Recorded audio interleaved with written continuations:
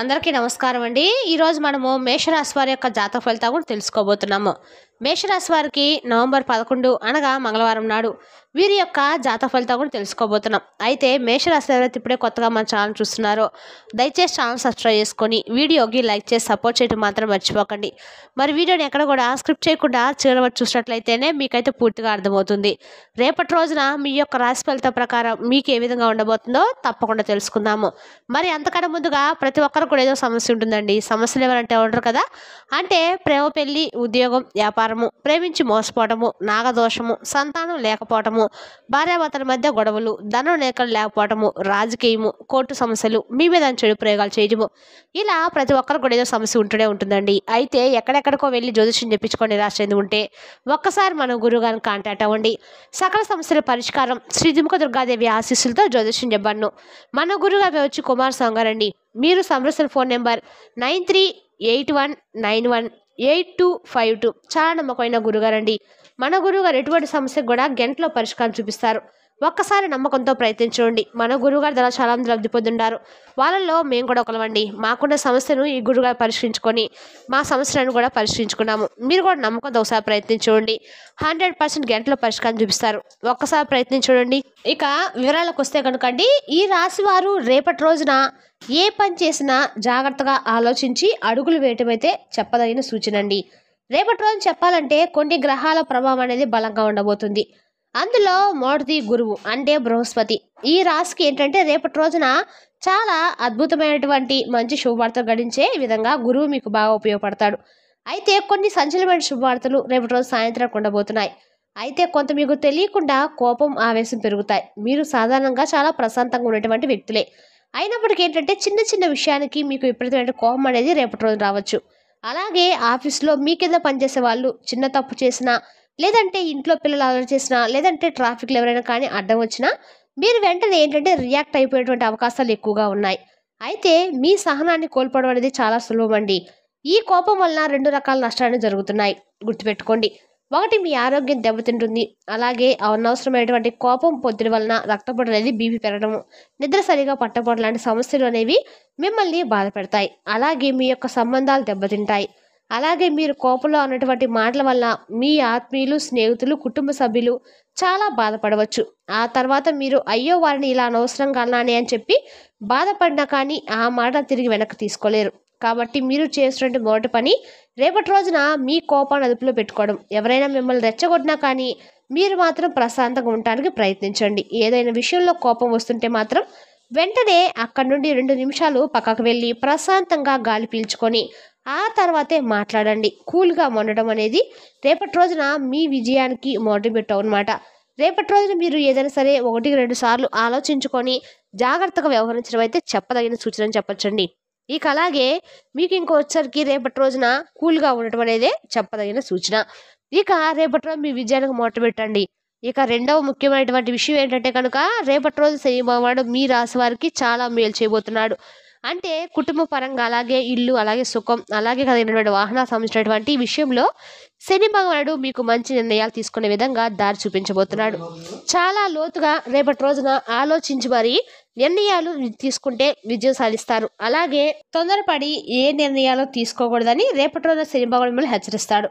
ఉదాహరణకు మీరు రేపటి రోజున కొత్త ఇల్లు కొనాలని కానీ, లేదంటే మారాలని కానీ అనుకుంటే దానికి సంబంధించిన కొన్ని కాగితాలు, డాక్యుమెంట్లు సరిగా ఉన్నాయా లేదా అనేది 1-10 సార్లు చెక్ చేసుకోవడం అనమాట. లేదంటే ఒక కొత్త బండి కానీ, కారు కానీ కొనాలనుకున్నాను అనుకోండి, దాని గురించి కూడా పూర్తిగా రీసెర్చ్ చేసి నిజంగా అది మీకు అవసరమా కాదా అని చెప్పి ఆలోచించిన తర్వాతే కొనాలి. అంతేకాని పక్కింటి వాళ్ళు కొన్నారు కదా నేను కూడా కొంటా అని చెప్పి తొందరపడేసి మాత్రం అప్పు చేసి మరి ఏ వస్తువును కూడా కొనుగోలు చేయవద్దు. అలాగే ఉద్యోగం అనేటువంటి విషయంలో కూడా అక్కడ మిమ్మల్ని అంటే పై అధికారులు మమ్మల్ని తిడుతున్నారు, వెంటనే రిజైన్ చేద్దామని చెప్పి ఆవేశంగా నిర్ణయాలు తీసుకోవద్దు. కొత్త ఉద్యోగం వచ్చే వరకు పాత ఉద్యోగంలో ఓపికగా ఉండాలి. అలాగే శని భగవానుడు ఎప్పుడు కూడా మనల్ని కష్టపెట్టా అని చెప్పి అసలు చూడండి, కానీ మనల్ని ఒక క్రమశిక్షణలో పెట్టా అని చెప్పి మాత్రం ఓపిక, సహనాన్ని పరీక్షించా అని చెప్పి చూస్తూ ఉంటాడు స్వామి. ఈ పరీక్షల్లో కనుక మనం నెగ్గితే భవిష్యత్తులో మీకు తిరగనేది ఉండదండి. ఇవన్నీ కూడా ఇబ్బంది పెట్టేటువంటి గ్రహాలైనా అసలు మనం మంచి చేసినటువంటి, మనకు మంచి చేసేవేనా అంటే ఖచ్చితంగా ఉన్నాయండి. రేపటి రోజు ఏంటంటే మీకు రాహు 3వ ఇంట్లో, కేతు 9వ ఇంట్లో ఉండటం వల్ల చాలా శుభకరమైన ఫలితాలు మీరు పొందబోతున్నారు. అలాగే రేపటి రోజు మీకు సంబంధించిన ప్రతి విషయాన్ని కూడా చాలా ఆచితూచి జాగ్రత్తగా అడుగులు వేస్తారు. సాయంత్రం లోపు మీకు తెలియనటువంటి సంచలనమైనటువంటి కొన్ని శుభవార్తలు కూడా వింటారన్నమాట.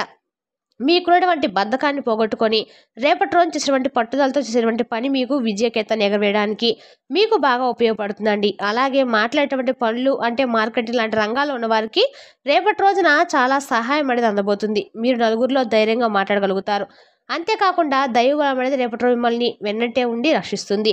అంటే మీకు తెలియకుండా ఒక అదృశ్య శక్తి అనేది మిమ్మల్ని రేపటి రోజు కాపాడుతూ ఉంటుంది. మీరు ఏదైనా పెద్ద సమస్యలు చిక్కున్నా చివరి నిమిషంలో ఎవరైనా వచ్చి మీకు సహాయం చేయడం కానీ అనుకోకుండా ఆ సమస్య నుండి బయటపడడం కానీ ఇటువంటివి జరుగుతాయండి. అలాగే రేపటి రోజు మీకు ఖచ్చితంగా కూడా ఏ పెద్దల యొక్క ఆశీర్వాదం అనేది పూర్తిగా దీవెనలు అనేవి రేపటి రోజు లభిస్తాయి. దైవభక్తి కూడా మీలో బాగా రెట్టింపు పెరుగుతుంది. ఇక మీ జీవితంలో ఒక విషయం గురించి వివరంగా తెలుసుకుంటారు.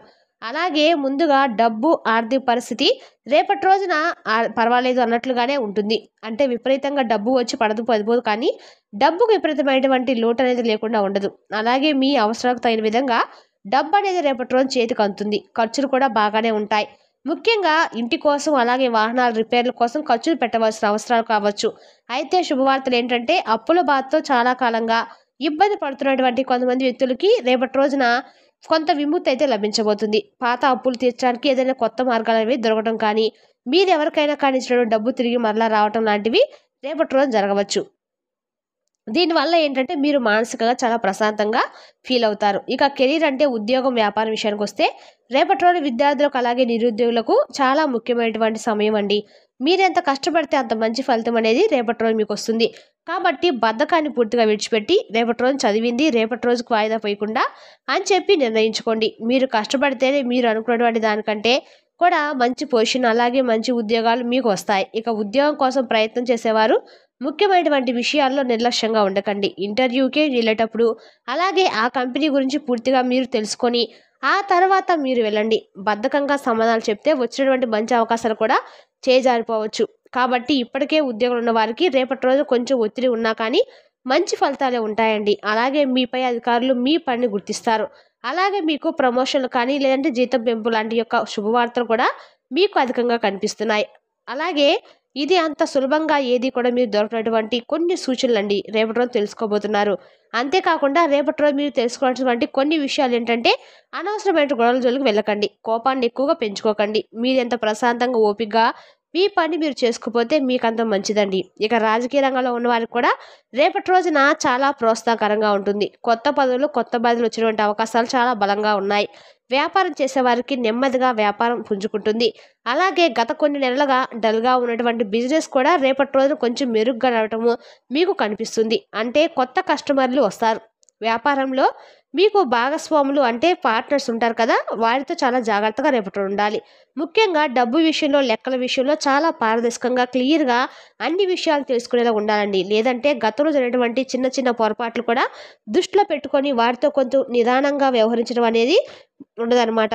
ఆవేశపడితే పార్ట్నర్ దెబ్బతినేటువంటి ప్రమాదం అయితే ఉందండి. ఇక కుటుంబ జీవితం వ్యక్తిగత సంబంధాల విషయానికి వస్తే చాలా రోజు రేపటి రోజు సున్నితమైనటువంటి సమయం అండి. రేపటి రోజు విషయం ఏంటంటే కనుక మీకు మీ కుటుంబ సభ్యుల నుండి అంటే తల్లిదండ్రులు అన్నదమ్ముల నుండి అక్క చెల్లెల నుండి పూర్తి సపోర్ట్ అనేది రేపటి రోజు పొందబోతున్నారు. మీరు ఏ ఇబ్బందులు ఉన్నా కూడా వాళ్ళు కూడా మీకు అండగా నిలబడతారు. ఇంట్లో బయట కూడా మీకు అనుకూలమైన వాతావరణమే రేపటి రోజు ఎక్కువగా కనిపిస్తుంది. సానుకూలంగా కనిపిస్తుంది. అయితే ముఖ్యంగా భార్యాభర్తల మధ్య కొంచెం జాగ్రత్తగా ఉండాలి. మీ ఇద్దరి మధ్య చిన్న చిన్న అపార్థాలు ఒకరినొకరు తప్పుగా అర్థం చేసుకునేటువంటి అవకాశాలు అనేవి ఎక్కువగా ఉన్నాయండి. కాబట్టి దీనికి కారణం కూడా మీ కోపం లేదా మీ యొక్క ఒత్తిడి కావచ్చు. అలాగే ఉదాహరణకు ఆఫీస్ నుండి అలసిపోయి ఇంటికి వచ్చినప్పుడు మీ భార్య లేదా భర్త ఏదైనా కానీ మామూలు విషయం అడిగినా కూడా మీరు చిరాగ్గా ఇటువంటి సమాధానాలు చెప్పవచ్చు. దానివల్ల నన్ను పట్టించుకోవడం లేదని చెప్పి వారు బాధపడవచ్చు. లేదంటే వారు ఏదైనా చెబితే మీరు ఫోన్ చూసుకుంటూ వినడం లేదని చెప్పడం లేదని చెప్పి దాని దగ్గర కొంచెం గొడవ జరిగేటువంటి అవకాశాలు అయితే కనిపిస్తున్నాయి.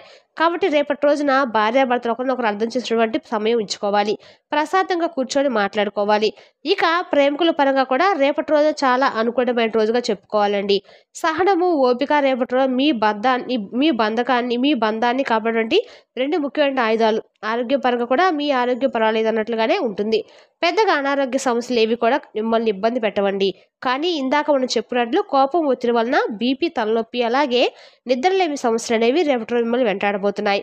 అలాగే రేపటి రోజున మీకు అనుకూలమైనటువంటి దైవం రేపటి రోజు ఖచ్చితంగా కూడా ఎక్కడైనా దగ్గరలో ఉన్నటువంటి శివాలయానికి వెళ్ళి శివాలయంలో దీపం పెట్టుకొని తర్వాత రాహుకాల సమయంలో దుర్గమ్మ వారి గుడిలో దీపం వెలిగించడం వల్ల మీకు అండకాలం కూడా అనుకూలంగా అయితే ఉంటుందండి. మరి తెలిసినా కానీ ఈ రాశి వర్గ జాతక ఫలితాలను తిరిగి రేపు వీడియోలో మళ్ళీ కలుసుకుందాం. Thank you for watching.